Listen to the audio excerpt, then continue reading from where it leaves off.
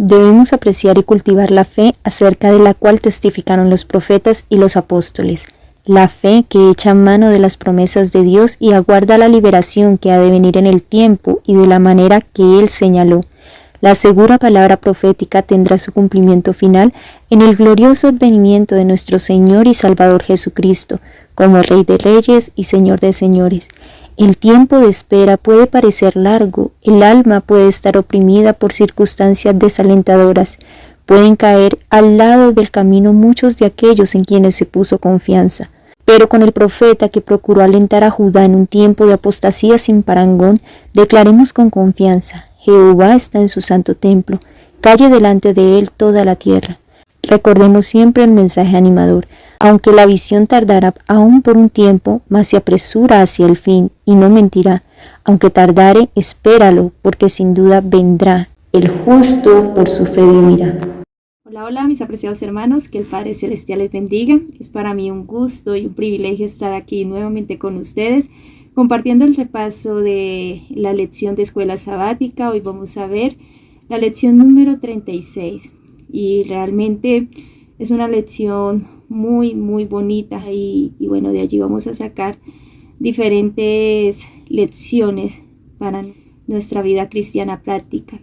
Bueno, y a esta lección le titulé La carrera del cristiano bajo la disciplina de Dios. Este título encierra realmente o resumen de lo que vamos a hablar en el día de hoy. La carrera del cristiano. Vamos a iniciar con esto. La carrera del cristiano. En la primera pregunta en la lección nos preguntaban cuáles eran esas victorias ganadas por la fe.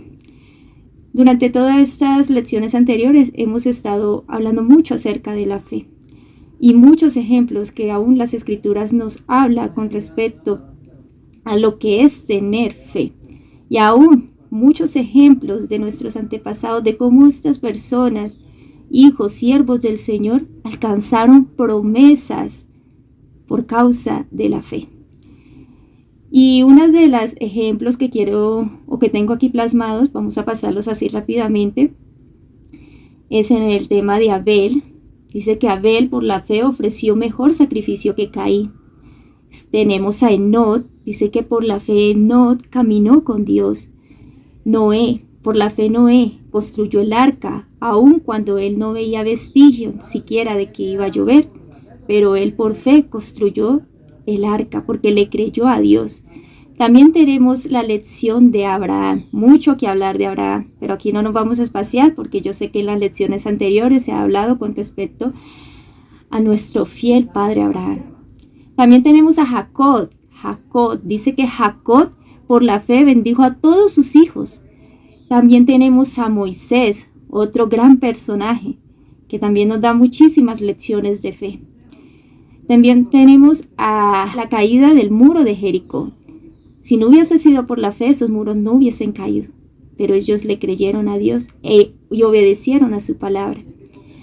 Finalmente tenemos aquí ilustrada a Rahab, aquella mujer que aunque la tenían como una mujer indigna, y aún yo creo que ella se reconocía indigna, pero por la fe también le creyó a Dios y fue salva, no solamente ella, sino también su casa. Y dice en Hebreos 11, 32 y 39, ¿y qué más digo? Porque el tiempo me faltaría contando de Gedeón, de Barak, de Sansón, de Jefté, de David, así como de Samuel y de los profetas. Y todos estos, aunque alcanzaron buen testimonio mediante la fe, no recibieron lo prometido. Interesante, ¿cierto? Dice que a pesar de que ellos alcanzaron ¿qué? Buen testimonio por la fe, no recibieron lo prometido. ¿Pero será que ellos desfallecieron porque no recibieron lo prometido? Claro que no, porque ellos esperaban una patria mejor. Y este debe ser nuestro sentir, hermanos. Ahora, con este pensamiento en mente, ahorita sí vamos a dar inicio a lo que es el estudio de la carrera del cristiano bajo la disciplina de Dios. En Hebreos 12, capítulo 1, nos dice, por tanto nosotros también, teniendo en derredor nuestro tan grande nube de testigos. En Hebreos 11, el apóstol Pablo se enfocó en describir cuáles eran esos grandes testigos. Pero antes de eso, debemos tener cuidado, hermanos, porque aún estos versículos los utilizan aquellos que creen en la inmortalidad del alma para decir de que esta nube de testigos se encuentra en el reino de los cielos disfrutando de esa herencia y de que ellos nos están mirando. Pero realmente no era eso lo que el apóstol Pablo quería manifestar. Lo que el apóstol Pablo quería manifestar era de que si nosotros tenemos estos testimonios de estos hombres que sufrieron a causa de la verdad, que se mantuvieron fieles, que no desfallecieron, sino que ejercieron fe en medio de las dificultades más adversas, nosotros tenemos, por decir así, una motivación también para seguir adelante. Estos hombres testificaron acerca de la fe y de cómo muchos de ellos alcanzaron promesas, conquistaron reinos, cerraron bocas de leones, apagaron fuegos impetuosos. ¿Cuántas cosas más no hicieron? Porque le creyeron a Dios. No porque ellos tenían fuerza propia, sino porque le creyeron a Dios y avanzaron por fe. Ahora, ¿cuáles son esas nubes de testigos? Dice la sierva del Eterno que nosotros somos un espectáculo para el mundo, para Dios y para los ángeles. ¿Por qué? Porque los ojos de ellos están puestos en este gran conflicto que se está llevando a cabo desde el principio, aún desde antes de la creación del mundo. Y todos los ojos, aún de los seres celestiales como del mundo en general, está puesto sobre aquellos que profesamos ser hijos de Dios. Por eso, Pablo nos dice que teniendo nosotros en derredor nuestro tan grande nube de testigos, despojémonos de todo peso y del pecado que nos asedia. ¿Y cuál es ese peso del cual nos tenemos que despojar? La sierva del Eterno lo dice en el libro Conflicto y Valor. Y dice, la envidia, la malicia, los malos pensamientos, las malas palabras, la codicia. Estos son pesos que el cristiano debe de poner para correr con éxito la carrera de la inmortalidad. Tremendo, hermanos. Mientras nosotros alberguemos en nuestros corazones lo que es la envidia, la malicia, malos pensamientos, las malas palabras, la codicia, el orgullo, los celos, todas estas cosas feas que impiden que nosotros avancemos y viajemos livianos por este caminar, va a llegar el punto que ni siquiera vamos a poder llegar a la meta, porque realmente nosotros debemos despojarnos de todas estas cosas. Dice, despojémonos de todo peso. No sé si les ha pasado, hermanos, pero cuando nosotros cargamos algo de esto que dice aquí, nuestro caminar se hace difícil porque todo lo vemos oscuro, todo lo vemos malo. No permitamos que el enemigo implante esa mala semilla en nuestros corazones. Si en algún momento sentimos envidia, sentimos celos, hay malos pensamientos, hay malicias, todas esas cosas hay que llevárselas al Salvador. Gloria a Dios que todavía tenemos un intercesor delante del Padre. Y tenemos que ir a Él tal cual estamos y presentarnos y ser sinceros con el Señor y decirle qué es lo que está agobiando nuestra alma. Y pedirle a Dios que nos despoje de estas cosas que nos está separando de Él. Y aún dice del pecado que nos asedia. Conocemos qué es el pecado, hermano. El pecado es la transgresión de la ley. Y cada uno de nosotros sabemos cómo estamos con el Señor. Y si hay algo que está impidiendo de que nosotros seamos obedientes a Él, dice... aún el Salvador decía mejor, nos es entrar ¿qué? Sin un ojo, sin una mano, sin un pie, a que todo nuestro cuerpo sea echado en el infierno. Tenemos que despojarnos de todo, hermano. Dice, todo hábito o práctica que conduce al pecado o deshonra a Cristo debe abandonarse cualquiera que sea el sacrificio, cualquiera que sea que nos cueste abandonar eso, pero hay que dejarlo a un lado, hermano. Mire, la carrera que nosotros estamos corriendo es de verdad, hermanos. Hay veces que le damos más importancia a las cosas de este mundo, al conseguir, a las cosas, aún aquellos que corren una carrera para ganar una corona corruptible, de verdad lo toman en serio. Hacen todo el sacrificio que tienen que hacer, se abstienen de lo que se tienen que abstener con el tal de ganar esa carrera. ¿Cuánto más nosotros que estamos corriendo la carrera de la vida eterna, hermano? Y muchas veces estamos sacrificando este privilegio que Dios nos está dando, este regalo. ¿Por qué? Por las cosas terrenales, por las cosas que finalmente van a perecer. Y dice, corramos con paciencia la carrera que tenemos por delante. ¿Cómo debemos correr? Esto es otra cosa muy interesante. Con paciencia. Y mire lo que dice la sierva del Eterno. Ninguno que cumpla con las condiciones se chasqueará. al fin de la carrera. Ninguno que sea ferviente y perseverante dejará de tener éxito. La carrera no es del veloz, ni la batalla del fuerte. Gloria a Dios por eso, hermanos, porque aún la palabra de Dios dice que Dios escogió ¿qué? Lo vil y despreciado del mundo para avergonzar a los fuertes. Dice, el santo más débil, tanto como el más fuerte, puede llevar la corona de gloria inmortal. El más fuerte y el más ¿qué? El más débil puede ganar la gloria inmortal. Puede ganarla todo el que por el poder de la gracia divina pone su vida en conformidad con la voluntad de Cristo. Todo acto pesa en la balanza que determina la victoria o el fracaso de la vida. La recompensa para los que venzan estará en proporción con la energía y el fervor con que hayan luchado. Hermanos, en el caso de las carreras terrenales o mundanales, solamente uno se lleva el premio. Pero en esta carrera no es así. Dice que ninguno que cumpla con las condiciones se chasqueará al fin de la carrera. ¿Pero qué se nos pide? Que seamos fervientes y perseverantes. ¿Por qué la perseverancia? Dijo el Salvador, que solamente aquellos que perseveran hasta el fin, estos serán salvos. ¿Y por qué nos mandó a perseverar? La perseverancia requiere paciencia. ¿Por qué? Porque el enemigo no va a estar quieto, hermanos. Una vez que nosotros hemos querido tomar el camino angosto, Satanás va a inventarse miles de cosas y aún él nos estudia perfectamente para mirar de qué manera hace para que nosotros, bien sea o que retrocedamos o que nos estanquemos y no avancemos. Pero solamente aquellos que sean fervientes y perseverantes van a llegar ¿a qué? A la meta.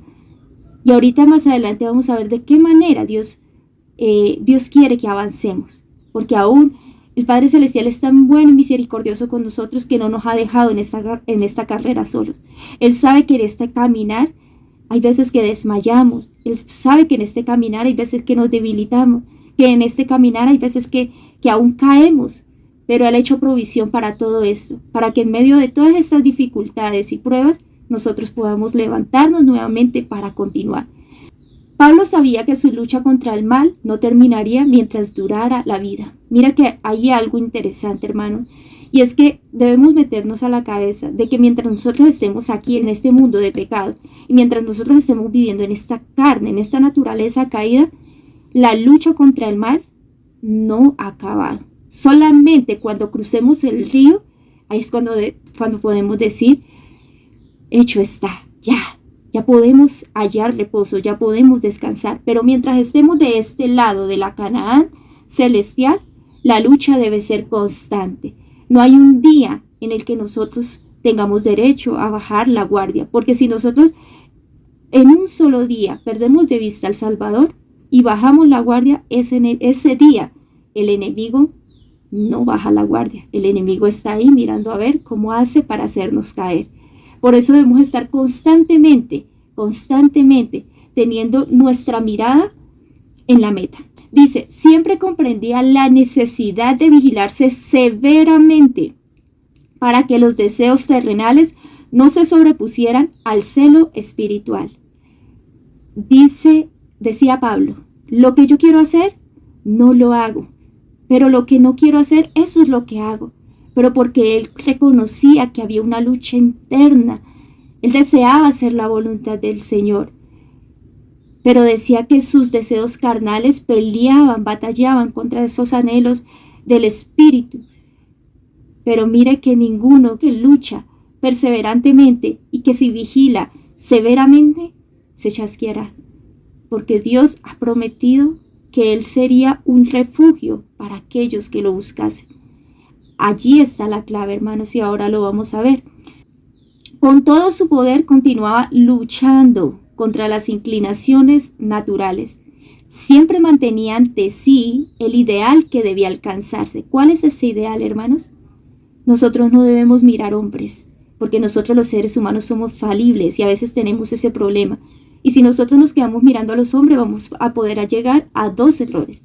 Bien sea a ensalzarnos pensando que somos mejores que los demás o pensando de que una persona falible es la que nosotros debemos imitar. Entonces debemos tener mucho cuidado con eso. A nosotros se nos ha dejado un ideal perfecto, y ese ideal es Cristo. Dice, y luchaba por alcanzar ese ideal mediante ¿qué? Mediante la obediencia. Ahora también nos dice en Hebreos capítulo 12, versículo 2. La pregunta es, o la gran pregunta es, ¿a quién debemos mirar continuamente? ¿Dónde tenemos que tener nosotros puesta nuestra mirada? ¿En mí?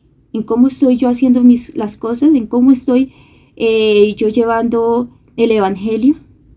Ni siquiera eso, hermano. Dice en Hebreos capítulo 12, versículo 2. Puestos los ojos en Jesús, el autor y consumador de nuestra fe. En nadie más. No en pastores, no en hombres, no en mí. Los ojos debemos ponerlos en ¿qué? En Jesús. Recordemos, mira esta imagen, quise colocar esta imagen donde estaba Pedro cuando se hundió. ¿Qué fue lo que le pasó a Pedro? ¿En qué momento Pedro se empezó a hundir? En el momento en que él quitó la mirada del Salvador y se la puso en sí mismo. En ese momento, en ese mismo instante, él se hundió. Entonces debemos tener mucho cuidado con ello, hermanos. Mientras nosotros tengamos nuestra mirada puesta en el Salvador, en el autor y consumador de nuestra fe, vamos a poder estar seguros. ¿Y por qué el autor y por qué el consumador? Porque aquel que murió en la cruz del Calvario para darnos su justicia imputada, que es nuestro derecho al cielo, también es el que está en el santuario celestial, intercediendo por nosotros y aún a través de su Espíritu intercede en nuestros corazones para reconciliarnos con el Padre, que es su justicia impartida.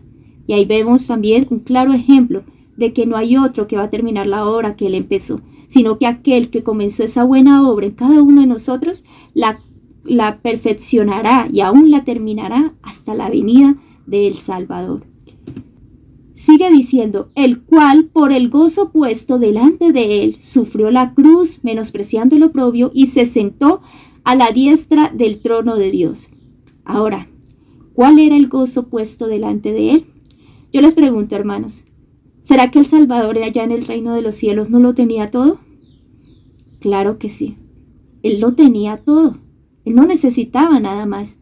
Sin embargo, él no podía o él no sentía gozo de disfrutar de todos esos privilegios que tenía en el cielo mientras la humanidad se estaba perdiendo. Por eso él se despojó de sí mismo, sufrió la cruz, menospreció el oprobio. ¿Pero por qué? Lo hizo por nosotros. No lo hizo ni siquiera por algo que él necesitara, porque él ya lo tenía todo. Él lo hizo porque nos amaba, porque nosotros necesitábamos. Y para él no era un gozo completo saber de que él estaba disfrutando de todos esos privilegios del cielo mientras la humanidad se estaba perdiendo. Entonces dice en Isaías 53:11, verá el fruto de la aflicción de su alma y quedará satisfecho. ¿Cuál es ese fruto? Dice, por su conocimiento justificará mi siervo justo a muchos y llevará las iniquidades de ellos. Ese fruto son los redimidos. Y dice que cuando él veía eso, porque aún Cristo caminó aquí en la tierra por la fe, eso era lo que lo motivaba cada día a seguir adelante. El tener presente cuál era su misión aquí en la tierra y cuál sería finalmente el resultado. A pesar de que Cristo sabía de que la gran mayoría del mundo no lo iba a aceptar y se iba a perder, por amor a aquel residuo, aquellos poquitos, aquel remanente, Cristo entregó su vida. Y hermanos, ustedes y yo, hoy que tenemos vida y que estamos aquí en este mundo todavía siendo probados, porque aún no hemos cruzado el río, pero estamos siendo probados, tenemos la oportunidad de hacer parte de ese residuo, de ese gozo. Tenemos la oportunidad de alegrar el corazón del Salvador cuando Él nos vea entrar por las puertas de la ciudad. Ahora, otra pregunta interesante es, ¿cuál será el gozo de los redimidos? A mí me gusta mucho estudiar la vida del Salvador, pero siempre me gusta enlazarla con el propósito que Dios tiene para nuestras vidas. Porque si nosotros solamente contemplamos la misión del Salvador, pero no vemos cuál es el propósito de esa misión, no le vamos a dar un verdadero sentido a todas las cosas que el Salvador hizo. Por eso debemos siempre estudiar la vida de Cristo como ese ejemplo, como eso que Dios quiere que nosotros reflejemos también. Dice Dice en Mateo 25:21, y su Señor le dijo: bien, buen siervo y fiel, sobre poco has sido fiel, sobre mucho te pondré. Entra en el gozo de tu Señor. Hay un gozo también para los redimidos. Y mira lo que nos dice Filipenses capítulo 2, versículos 5 y 8. Haya pues en vosotros este sentir que hubo también en Cristo Jesús, el cual, siendo en forma de Dios, no estimó el ser igual a Dios como cosa a que aferrarse, sino que se despojó de sí mismo, tomando forma de siervo, hecho semejante a los hombres y estando en condición de hombre. Se humilló a sí mismo, haciéndose obediente hasta la muerte y muerte de cruz. Hermanos, la invitación que nos hace Pablo en esta cita bíblica es de que nos despojemos de nosotros mismos. Mira que el Dios del cielo se dio a sí mismo a través de su Hijo. Cristo mismo, siendo el Hijo de Dios, no estimó el ser igual a Dios, sino que se despojó y se hizo siervo. Se hizo siervo. Y nosotros los seres humanos deberíamos tener este mismo sentir, pero tristemente el mismo pecado que llevó a Satanás a rebelarse, ese mismo pecado o esa misma semilla fue la que Satanás sembró en el ser humano. Dice la sierva del Eterno que el egoísmo reemplazó el amor. Y desafortunadamente el ser humano nace y vive para sí.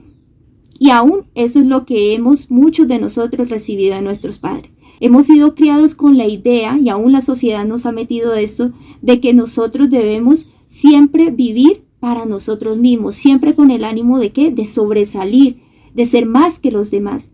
Pero en el caso de Cristo nos invita a que seamos siervos, a que atendamos aún a los débiles y a aquellos que son quizás que sean menores que nosotros.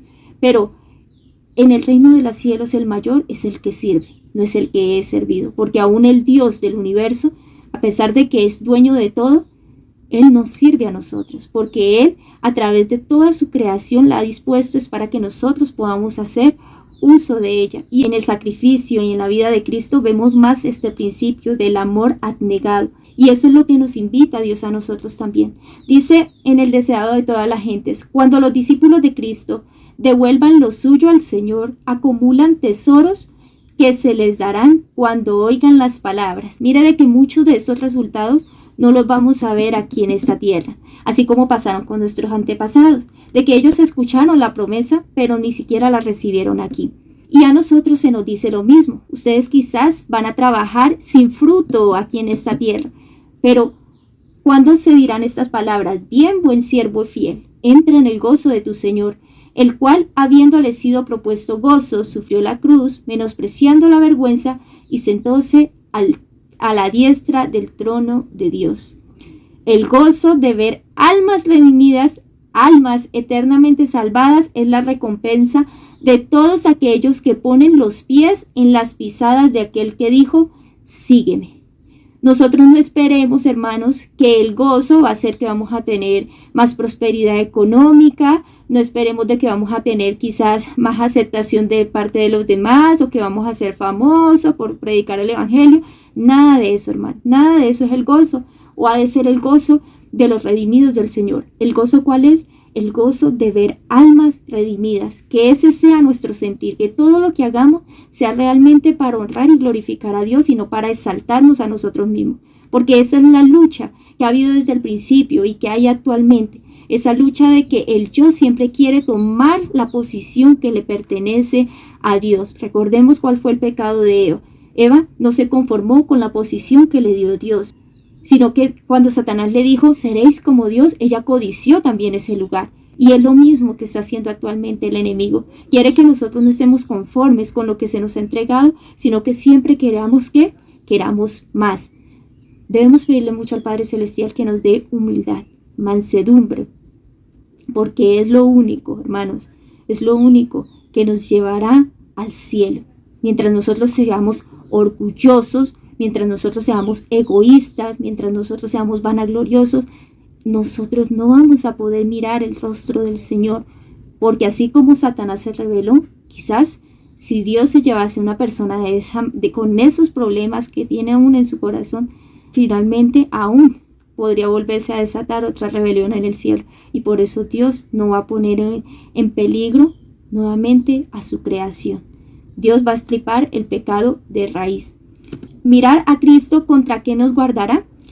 Esta es otra pregunta muy interesante.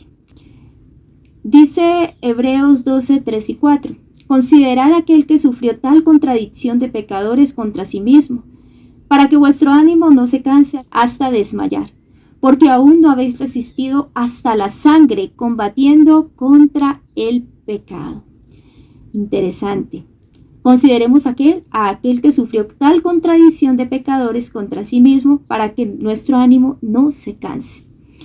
¿Por qué? Porque muchas veces tenemos la tendencia de que, como les decía ahorita, como no vemos unos frutos inmediatos, y sino que por el contrario aún vemos que los frutos son desagradables, por decir así, porque en vez de ver aceptación hay rechazo, hay persecución, hay cantidades de problemas, dificultades, pruebas, luchas, tentaciones. Todas estas cosas hacen que nos desanimemos, ¿ya? Una de las cosas muy importantes nosotros recalcarle a una persona que apenas está empezando en este caminar es recalcarle de que esta vida del cristiano no está exenta de dificultades y luchas. Es que esa persona tenga presente, porque aún el Salvador fue sincero con nosotros y Él nos dijo: en el mundo tendréis aflicción, pero confíen, porque yo he vencido al mundo. Y nosotros también debemos ser sinceros con aquellas almas que están iniciando en el Evangelio, porque muchas toman el Evangelio pensando de que después de que voy a conocer a Dios, entonces ya no me tiene que pasar absolutamente nada malo. Y mentiras, hermanos. El enemigo está como león rugiente mirando a quién devorar. Pero hay promesas para los desalentados, hay promesas para los tentados, hay promesas para los débiles, hay promesas para todo. El problema está en nosotros, si nos queremos aferrar a esas promesas o si le queremos dar cabida al enemigo. Dice: porque aún no habéis resistido hasta la sangre combatiendo contra el pecado. Ahora vamos a ver quién tuvo que combatir con el pecado hasta la sangre. Aún muchos de nuestros antepasados tuvieron que llegar hasta ese punto, combatirlo hasta la sangre, porque muchos fueron mártires y murieron por causa del Evangelio. Pero vamos a dejar a un lado estos testimonios y vamos a hablar del testimonio más fiel que nos da las Escrituras.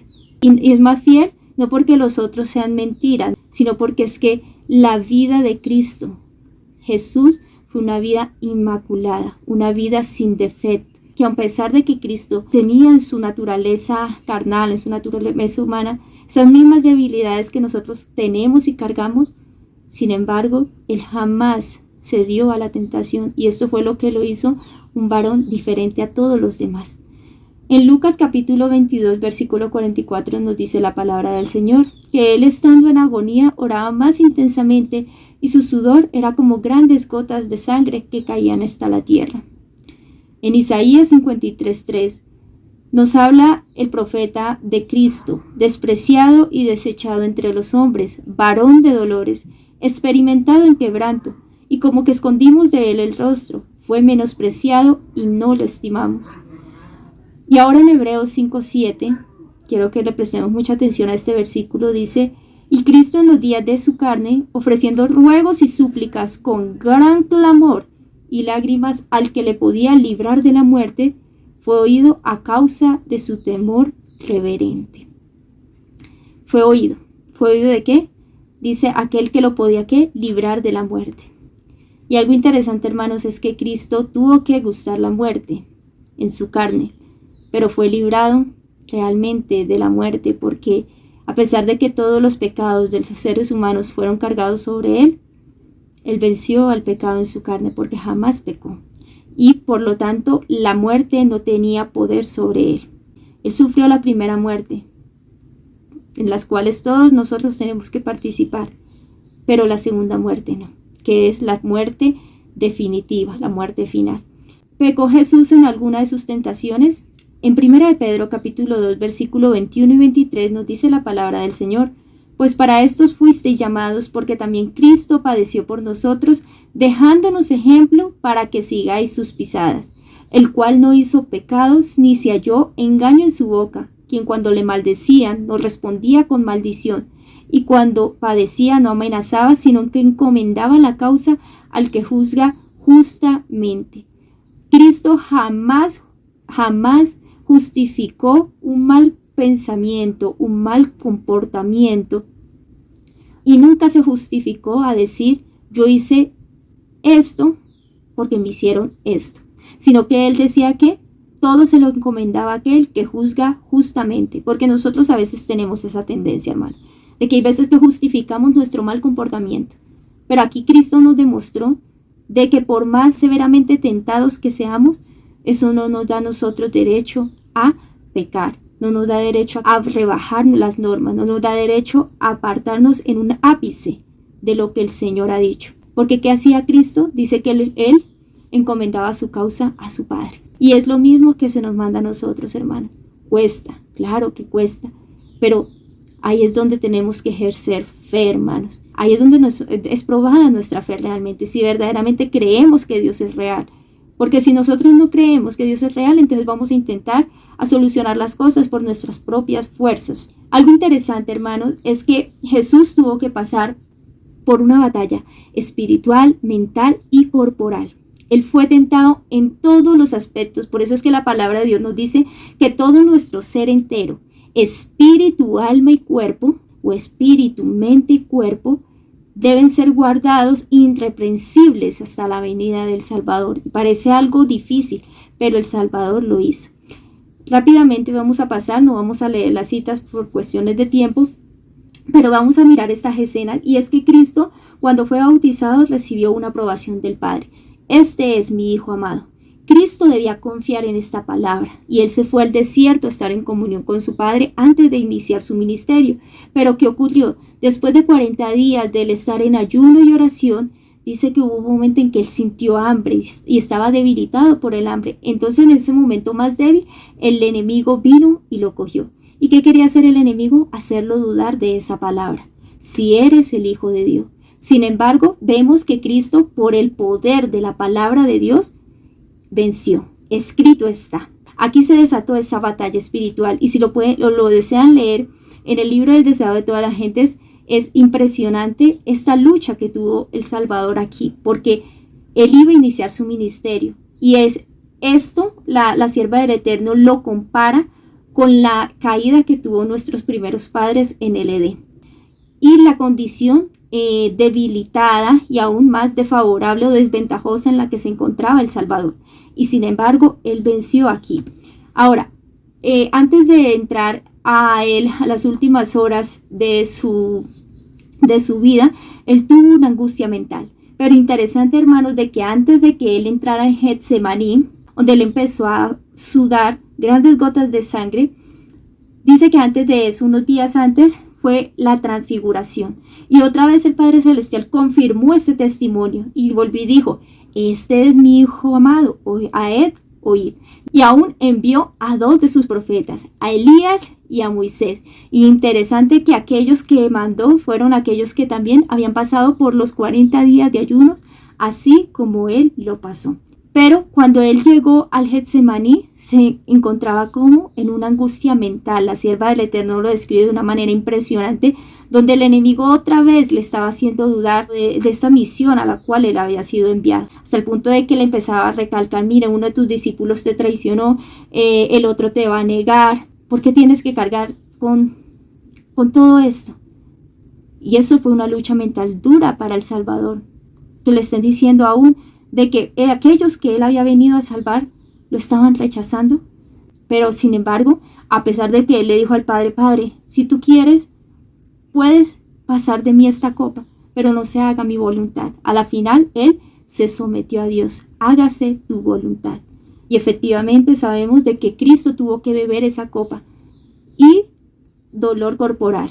Tuvo que pasar por el dolor corporal. Yo creo que una de las cosas más difíciles de nosotros es precisamente eso, pasar por el dolor corporal. Porque meditaba en este contraste y me acordaba de Job. Job tuvo que pasar por todas estas 3 luchas: espiritual, mental y finalmente fue la corporal. Fue cuando el enemigo le dijo que piel por piel, a ver si no reniega contra ti. Porque no es fácil sufrir el dolor corporal, hermanos.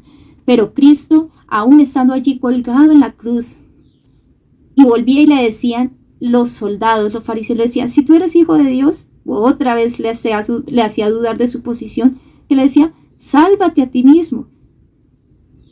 Pero él, aún allí, estando en la condición más vulnerable que puede haber, no cedió, sino que encomendó su causa a aquel que juzga justamente, a pesar de que a lo último él ya no sentía la presencia del Señor, y por eso dijo, Padre, ¿por qué me has desamparado? Sin embargo, se aferró a las promesas de Dios, aun cuando no sentía la presencia del Señor. Y esto es algo muy importante para nuestras vidas, hermanos, porque es que hay momentos en los que nosotros no sentimos la presencia de Dios. Hay momentos en los que nubes de oscuridad se tornan alrededor nuestro, y es allí donde debemos aprender a ejercer fe. Es allí donde debemos aprender a decirle al enemigo, escrito está, yo soy un hijo de Dios, escrito está, Dios es mi refugio, escrito está, el Salvador dijo que todo aquel que a mí viene, yo no le echo fuera. Por eso es importante aferrarnos a las promesas del Señor. ¿Qué fuerza podemos tener nosotros para resistir? La palabra de Dios nos dice que nos esforcemos ¿en qué? En la gracia y en el poder de la fuerza de Dios. Esto lo vemos en 2 Timoteo 2:1, Efesios 6:10 y Colosenses 1:10 y 11, donde la palabra de Dios nos dice que debemos ser fortalecidos. ¿Por qué? Por el poder de la fuerza de Dios, por el poder de su gracia. Y ahorita vamos a mirar de qué manera o cuál es ese poder. Dice la sierva del Eterno, nuestro precioso Salvador nos ha invitado a unirnos a Él y unir nuestra debilidad con su fortaleza, nuestra ignorancia con su sabiduría y nuestra indignidad con su virtud. Es necesario un nuevo nacimiento, una mente nueva por la operación del Espíritu de Dios, que purifique la vida y ennoblezca el carácter. Esta relación con Dios prepara al hombre para el glorioso reino de los cielos. Debe haber un poder que obre en el interior, una vida nueva de lo alto, antes de que el hombre pueda convertirse del pecado a la santidad. Y aquí está la respuesta. Ese poder es Cristo. Gloria a Dios, hermanos. No es otro poder diferente, es Cristo en nosotros como la esperanza de gloria. Solamente su gracia puede vivificar las facultades muertas del alma y atraerlas a Dios, a la santidad.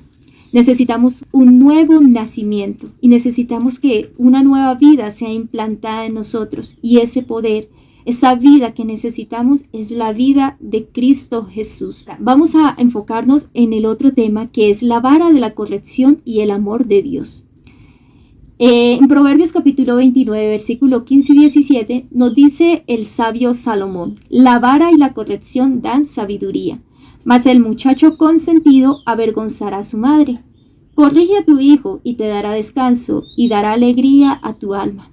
Creemos que Salomón verdaderamente fue un siervo inspirado por Dios, que Dios fue el que le dotó de sabiduría.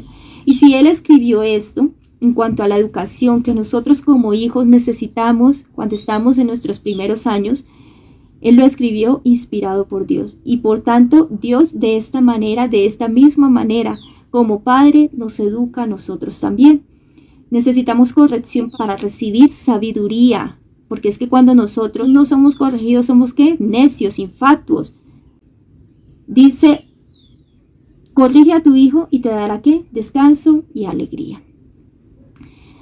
Ahora en Hebreos 12:6 vemos cómo maneja el Padre Celestial esta cuestión con sus hijos, con su pueblo.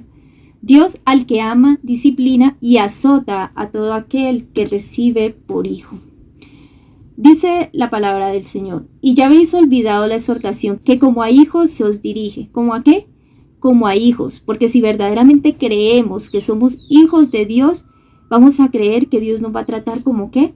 Como un Padre tierno y amoroso, y aún de que si nosotros estamos recibiendo disciplina de parte de Él, Él lo hace porque ¿qué? Porque nos ama. Dice, hijo mío, no menosprecies la disciplina del Señor. ¿Qué es disciplina? Dice, es la preparación o la educación que corrige, modela, fortalece y perfecciona el carácter. Es una instrucción que nosotros necesitamos. ¿Por qué? Porque somos ignorantes, porque somos necios, porque somos faltos de cordura. Y por eso el Padre Celestial envió su instrucción en su palabra, conocido como el Pentateuco, la Torá, que no podemos nosotros desechar, porque esta es la disciplina del Señor. Y en Proverbios 15:32 nos dice: el que tiene en poco la disciplina menosprecia su alma, mas el que escucha la corrección tiene ¿qué? Entendimiento, sabiduría. Ahora, sigue diciendo Hebreos: no ni desmayes cuando eres reprendido por él, porque el Señor al que ama disciplina y azota a todo aquel que recibe por hijo. ¿Será que Dios nos azota por gusto? Claro que no, hermanos. Él nos azota o nos corrige o nos reprende es porque nos ama y porque nos quiere guardar de un peligro. Dice: reprensión significa reprobar, corregir o castigar, que es lo mismo que azotar. En Job capítulo 5:17 nos dice: he aquí, bienaventurado es el hombre a quien Dios castiga. ¿Por qué Dios nos castiga? Porque nos ama. Por tanto, no menosprecies la corrección del Todopoderoso. A eso somos llamados. ¿A qué? A no menospreciar la corrección del Todopoderoso. Dice: Dios os trata como a hijos, porque ¿qué hijo es aquel a quien el Padre no disciplina? Pero si se os deja sin disciplina, de la cual todos han sido participantes, entonces sois bastardos y no hijos. Si Dios no viera una joya preciosa en cada uno de nosotros, no perdería su tiempo refinándonos y disciplinándonos. Pero Él nos disciplina porque Él ve que puede hacer de cada uno de nosotros una joya preciosa para su templo, una piedra viva, una piedra que dé honra y gloria a su nombre. Y por eso Él se toma el tiempo y aún la paciencia, porque Cristo también tiene paciencia para con nosotros. Así como nos manda a nosotros que tengamos paciencia en estos momentos de prueba, Cristo también es paciente con nosotros. ¿Por qué razón Dios nos castiga? Bueno, yo creo que ya hemos tocado algo sobre ello. Pero dice en Hebreos 12, 9 y 10: por otra parte, tuvimos a nuestros padres terrenales que nos disciplinaban y los venerábamos, ¿cierto? Muchos de nuestros padres nos disciplinaban a su manera, algunos de la manera en que ellos mismos fueron disciplinados, con muchos errores y falencias quizás, pero ellos lo hacían porque nos amaban, porque ellos consideraban de que era lo mejor para nosotros. Nunca recibimos una disciplina porque ellos nos quisieran destruir, sino porque ellos nos querían sacar del peligro. Dice: ¿por qué no obedeceremos mucho mejor al Padre de los Espíritus y viviremos? Y aquellos, nuestros padres, ciertamente por pocos días nos disciplinaban como a ellos les parecía, pero nuestro Padre Celestial, para lo que nos es provechoso, para que participemos ¿de qué? De su santidad. Amén, hermanos. Dios quiere que nosotros participemos de su santidad. Sed vosotros perfectos como vuestro Padre que está en los cielos es perfecto. Pero para poder llegar a esta perfección necesitamos una severa disciplina, porque es que estamos enemistados contra Dios, hermanos. Nuestra naturaleza carnal está en contra de la voluntad de Dios y Dios quiere que primeramente seamos disciplinados y que podamos entender cuáles son los caminos que verdaderamente nos llevan a la santidad. Y algo interesante también, hermanos, es que ahorita yo les decía les resalté en que Dios o Cristo oraba a Dios para que Él lo librara de la muerte. Y mira que nos dice Salmos 68:20. Dios, nuestro Dios, ha de salvarnos. Y de Jehová es el ¿qué? Es el librar de la muerte. Si queremos ser librados de la muerte, debemos clamar a Dios, porque de Él es ¿qué? Librar de la muerte. Y Cristo lo entendía y por eso oraba con lágrimas y con clamor al Padre para que lo librara de la muerte. Y si lo hizo Cristo, ¿cuánto más debemos hacerlo nosotros, hermanos? Ahora en Proverbios 23, 13 y 14 nos dice la palabra: no rehuses corregir al muchacho, porque si lo castigas con vara, no morirá. Lo castigarás con vara y ¿lo qué? Librarás su alma del Seol, o lo librarás de la muerte. ¿Cuál es el medio que Dios utiliza para librarnos de la muerte? El castigo, la reprensión, la disciplina, todas esas cosas son las que Dios utiliza para librarnos de la muerte. Y algo interesante es que aún Cristo también tuvo que aprender eso. Así es, hermanos. Aunque Él fue obediente en todo, pero él tuvo que aprender obediencia. Dice en Hebreos 5:8, y aunque era hijo, por lo que padeció, aprendió la obediencia. ¿Cómo aprendió la obediencia? Por todo lo que él le tocó padecer. Aún estando él en este cuerpo carnal, tuvo que soportar la misma disciplina que nosotros debemos soportar. Dice la sierva del Eterno, Cristo es nuestro ejemplo, se lo sometió a tribulaciones, soportó el sufrimiento y se humilló al asumir la humanidad. Cristo llevó sus cargas sin impaciencia, sin incredulidad y sin quejarse. ¿Cuántos de nosotros nos quejamos, hermanos, cuando nos está pasando algo? ¿Por qué me pasa a mí? No, hermanos, hagamos como nuestro Salvador, sometámonos a Dios, que eso es lo que nos cuesta, someternos a Dios, someternos a la disciplina de Él. Pero dice que Cristo no se quejaba, Él se sometía a lo que le tocara. ¿Y cuántos de nosotros nos quejamos porque no tenemos esto o porque nos tocó lo otro? Dice, no por ser el Hijo Divino de Dios, sintió menos el peso de sus pruebas. Usted no puede tener un problema, una perplejidad o una dificultad que no haya ejercido la misma presión sobre el Hijo de Dios, ni tampoco un pesar al cual su corazón no se haya expuesto de igual manera. Cristo sentía pesar, Cristo sentía dolor en su corazón en muchas ocasiones. Él fue varón de dolores. Y aún dice la sierva del Eterno que no había ni siquiera un ser humano que pudiese simpatizar con las pruebas y el dolor que sentía él mientras estuvo aquí en la tierra. El único bálsamo para él era su Padre Celestial. Y ese debe ser el sentir en nosotros también, hermanos. Nosotros no debemos poner nuestra confianza en hombres. Si bien es cierto, somos llamados aún a socorrer a los débiles y a tener simpatía por ellos. Pero nosotros debemos aprender, hermanos, a tener una experiencia genuina y cada día un crecimiento espiritual mayor y no quedarnos como enanos espirituales dependiendo siempre de nuestros hermanos para estar bien, sino que realmente nuestra vida espiritual debe depender de Cristo Jesús, de nuestro Padre Celestial, porque son ellos los que nos van a fortalecer, son ellos los que realmente conocen lo profundo de nuestros corazones, son ellos los que nos pueden aconsejar sin fallar, sin errar. Dicen, sus sentimientos se resentían tan fácilmente como los suyos o como los nuestros. El Cristo también tenía sentimientos, hermanos. Cristo también. Y dice que sus sentimientos también se resentían fácilmente. Cuando muchos abandonaron al Salvador, Cristo sintió dolor en su corazón. Él sentía dolor de ver cómo era menospreciada esa gracia del Señor. Pero aún así, no por eso él abandonó la lucha. Él sabía cuál era su misión y él la terminó. Dice, su carácter estaba compuesto de cualidades morales entre las cuales encontramos todo lo puro y todo lo que es verdadero, todo lo amable y todo lo que es de buen nombre. En esto pensad, dice las Escrituras. Ahora, si se soporta el castigo con paciencia, hermanos, que es una de las cosas que más necesitamos, paciencia, ¿cuál será el resultado? Hebreos 12:11 nos dice la palabra del Señor. Es verdad que ninguna disciplina al presente parece ser causa de gozo. Es cierto, ¿cierto? A nadie nos gusta que nos disciplinen, que nos azoten, que nos reprendan. ¿Sino de qué? De tristeza. Pero después de ello, ¿da qué? Fruto apacible de justicia a los que en ella han sido ejercitados.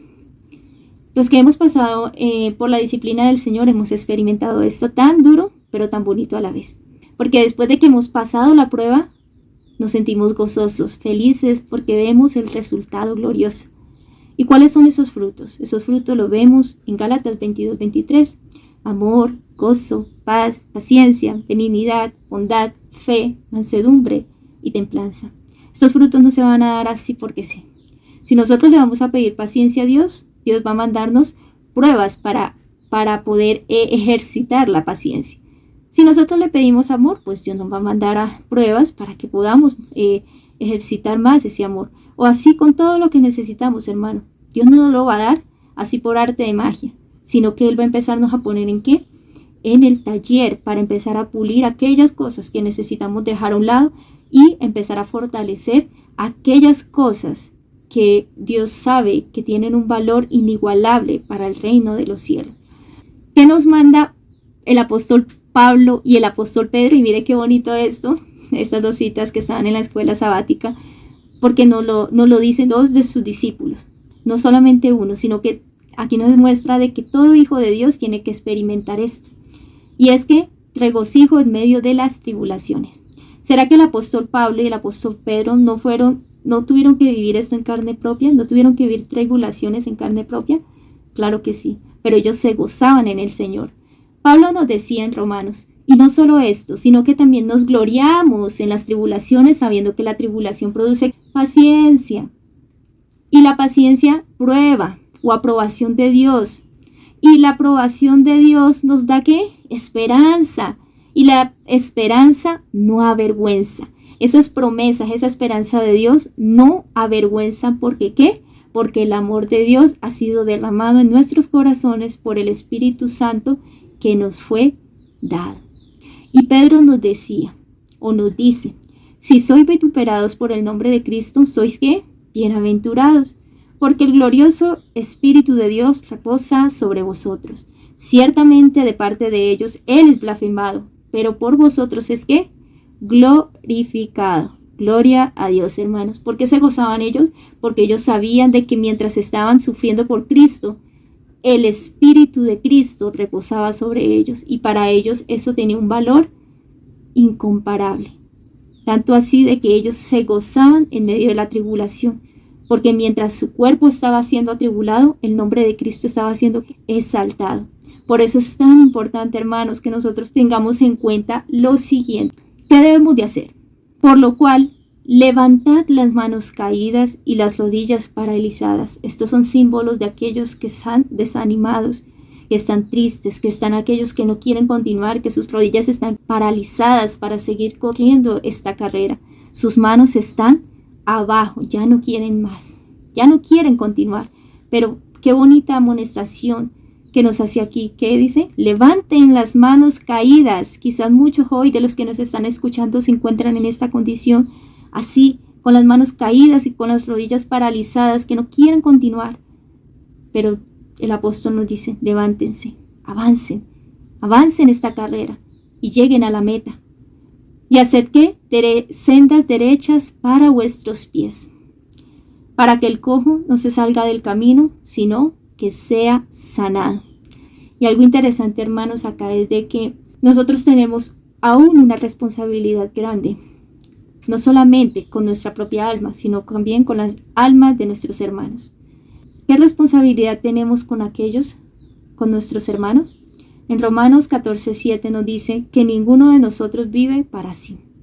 Ahora, la gran pregunta que debemos hacernos es, ¿estamos viviendo para satisfacernos a nosotros mismos? ¿O estamos aprendiendo a que ninguno ha de vivir para sí?